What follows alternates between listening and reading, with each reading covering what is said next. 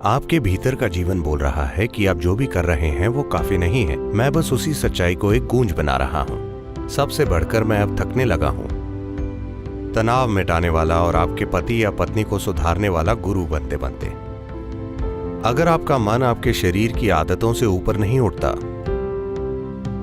तो मुझे माफ कीजिए, मैं आपसे बात नहीं कर रहा।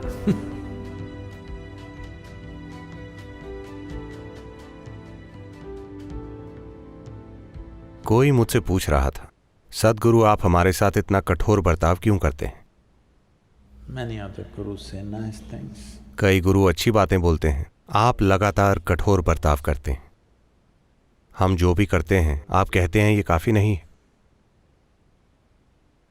ऐसा मैं नहीं बोल रहा, आपके भीतर का जीवन बोल रहा है ना, कि आप जो भी करते हैं वो काफी नहीं है। हेलो, आपके भीतर का जीवन बोल रहा है आप जो भी कर रहे हैं वो काफी नहीं है। मैं बस उसी सच्चाई को एक गूंज बना रहा हूं। सबसे बढ़कर मैं अब थकने लगा हूं। तनाव मिटाने वाला और आपके पति या पत्नी को सुधारने वाला गुरु बनते बनते।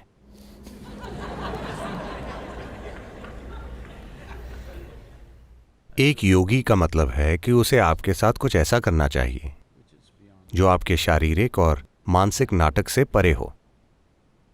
मैं आपके शारीरिक और मानसिक नाटक का निर्देशक नहीं हूं। ये दोनों नाटक अच्छे से चलाना आपका काम है ना? आप में जीवन चलाने के लिए पर्याप्त बुद्धिमानी है, हाँ या ना? पर्याप्त बुद्धिमानी है। सवाल सिर्फ यही है कि वो आपके लिए काम कर रही है या आपके खिलाफ। जब आपकी बुद्धिमानी आपके खिलाफ काम करती है तो आपका काम खत्म। हाँ, कोई और आपके खिलाफ काम करे तो उसे मैनेज किया जा सकता है। उसे मैनेज किया जा सकता है। जब आपकी ही बुद्धि आपके खिलाफ काम करने लगे तो आपका काम खत्म। उस स्थिति में कोई संभावना नहीं होती। तो तरीका क्या है? आदि योगी ने आत्मज्ञान पाने के 3 बुनियादी प्रबंधों की बात की। एक तरह के लोगों के साथ जो सप्तऋषि थे, जो 7 बहुत ही केंद्रित इंसान थे, उन्होंने आत्मज्ञान के विज्ञान की बात की और ये खोज दशकों तक चलती रही। इसके लिए आपको एक बहुत तेज बुद्धि और धीरज की जरूरत होगी ताकि आप दशकों तक किसी चीज को थामे रखें, ताकि आप बस एक ही दिशा में केंद्रित रहें। मन के द्वारा अपने मन को एक ही चीज पर रखना एक समय अवधि तक, इसके लिए जबरदस्त क्षमता चाहिए, बुद्धि की क्षमता, ताकि आप किसी चीज पर टिके रहें बिना डगमगाए। अपनी भावनाओं को टिकाए रखना थोड़ा आसान है। तो जब उन्होंने देखा कि जिस तरह वो सप्तऋषियों को सिखा रहे थे, हालांकि शुरू में सभी को लगता है कि वो बुद्धिमान हैं और आत्मज्ञान के विज्ञान की बातें सुनकर उनका मनोरंजन होता है, कुछ समय बाद वो टिके नहीं रह पाएंगे, क्योंकि इसके लिए तेज बुद्धि और धीरज दोनों चाहिए। जो तेज हैं वो कहीं टिक नहीं पाते। वो लोग जो थोड़े मंद हैं, सिर्फ उन्हीं में थोड़ा धीरज है, यह दुर्भाग्य है।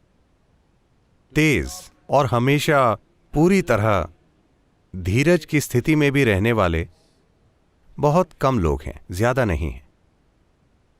तो उन्होंने अगली संभावना तब देखी जब उनकी पत्नी पार्वती आई। वो उनके पास जबरदस्त प्रेम और भक्ति के साथ आई थी।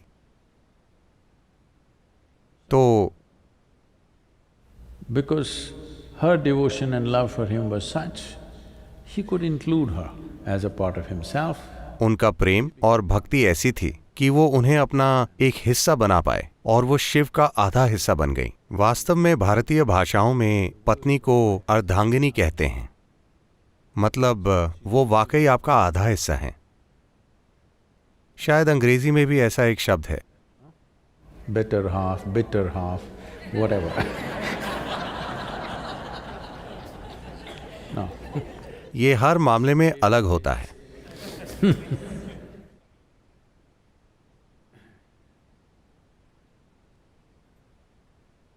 तो उन्होंने ये दर्शाया कि सिर्फ भावनाओं से आप वहां कैसे पहुंच सकते हैं, क्योंकि जब आपकी भावनाएं किसी से जुड़ जाती हैं तो केंद्रित रहना बहुत आसान होता है। जब 18 या 20 की उम्र में आपको किसी से प्रेम हुआ था तो आप उनकी छवि अपने मन से मिटा ही नहीं पाते थे, वो हमेशा वहीं रहती थी, क्योंकि जब आपकी भावनाएं किसी से जुड़ जाती हैं तो आपका मन बस वहीं रहता है। आप जो भी सोचते हैं, आप जो भी करते हैं, और आपकी ऊर्जाएं भी उसी दिशा में मुड़ जाती हैं, क्योंकि आपकी भावनाएं किसी चीज से जुड़ गई हैं। तो पार्वती ने यही किया। That she attached. उन्होंने अपनी भावनाएं आदियोगी से इस तरह जोड़ दी कि जो भावनाएं प्रेम के रूप में शुरू हुई वो भक्ति बन गईं। भक्ति का मतलब ये वो घोल है जिसमें आप धीरे धीरे घुल जाते हैं, आपका व्यक्तित्व कम से कम होता चला जाता है।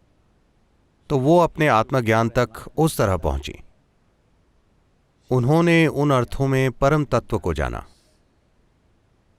वहां कुछ और भी प्राणी थे जो उनके अपने थे। वो बिल्कुल ऐसे थे जैसे उन्हीं का एक हिस्सा हो। उन्होंने पूछा, हमारा क्या? ये सभी लोग तो चमक रहे हैं, हमारा क्या होगा? वो बोले, आप इन सभी चीजों की चिंता मत कीजिए, ये बुद्धिमान मूर्खों के लिए है, वो भावनाओं से भरे मूर्खों के लिए है। आप इन चीजों की चिंता मत कीजिए, आप बस यहीं रहिए, आप वैसे भी मेरे हिस्से हैं, आपके लिए कुछ करने की क्या जरूरत है? आत्मज्ञान और ज्ञान की चिंता मत कीजिए, आप बस यहीं रहिए, क्योंकि आप खुद को एक अलग व्यक्ति ही नहीं समझते, इसीलिए आपको कुछ करने की जरूरत नहीं है, बस यहीं रहिए, यही सब कुछ है। तो इन 3 तरीकों से उन्होंने आत्मज्ञान पहुंचाया। आजकल की दुनिया में आपको बुद्धि से शुरुआत करनी पड़ती है, क्योंकि हर कोई सोचता है उन्होंने सिर्फ स्कूल में विज्ञान पढ़ा है, पर आज दुनिया में हर कोई सोचता है वो वैज्ञानिक है। तो अगर आपको इस बुद्धि को ऐसा बनाना है कि वो लंबे समय तक इस तरह रह सके, तो ये बहुत बढ़िया है, इसके लिए बहुत काम करना पड़ेगा। लेकिन आपकी भावनाओं में ऐसा करने की क्षमता है। आपके जीवन में ऐसा समय आया है जब आप किसी से भावनाओं के स्तर पर पूरी तरह जुड़ गए थे, 24 घंटे जुड़े रहते थे। ऐसा हुआ है कि नहीं? तो आपकी भावनाओं में ज्यादा क्षमताएं हैं आपकी बुद्धि की तुलना में। चाहे आप पुरुष हैं या स्त्री, ये आपके लिए सच है, इस पर ध्यान दीजिए। हो सकता है आपका प्रेम इतना केंद्रित ना हो, पर कम से कम आपका क्रोध केंद्रित है, वो भी एक भावना है। अगर आपका मन आपके शरीर की आदतों से ऊपर नहीं उठता, तो मुझे माफ कीजिए, मैं आपसे बात नहीं कर रहा। अगर आप ये नहीं जानते कि अपने मन को अपने शरीर की आदतों से ऊपर कैसे ले जाएं, अगर आप उनसे ऊपर नहीं उठते, तो आपसे ऊंची चीजों की बातें करने का क्या फायदा है?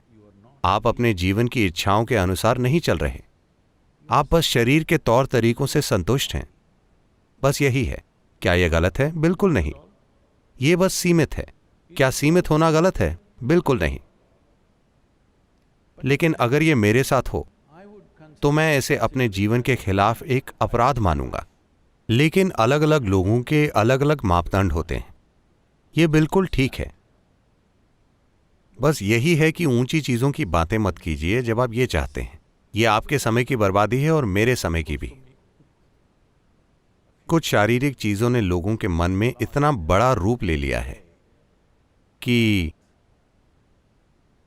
ऐसा लगता है उनसे परे जाने का कोई तरीका नहीं है। नहीं, आपको बस उसे थोड़ी सी ज्यादा जागरूकता के साथ देखना होगा। क्या आप में इन चीजों से परे जाने की बुद्धि नहीं है? आप में है, मेरा विश्वास कीजिए। बस यही है कि आपकी बुद्धि इतनी चीजों से बंध गई है कि ये सीधा नहीं सोच पा रही है, क्योंकि छोटी शारीरिक और मानसिक जरूरतों को आपने इतना ज्यादा सजा दिया है, इतना ज्यादा श्रृंगार किया है। कि आप आर पार नहीं देख पा रहे हैं कि ये क्या है। ये बहुत सरल प्रक्रिया है। भूख और कामुकता की शारीरिक जरूरतें बहुत ही सरल चीजें हैं। अगर आप उनके असली रूप को देखें तो बहुत आसानी से आप इनके परे देख सकते हैं। शरीर और मन, ये साधन आपको इसीलिए दिए गए हैं ताकि आप जी सकें, ना कि इसलिए कि आप इन दो साधनों के गुलाम बन जाएं। आपका काम इन पर महारत हासिल करना है।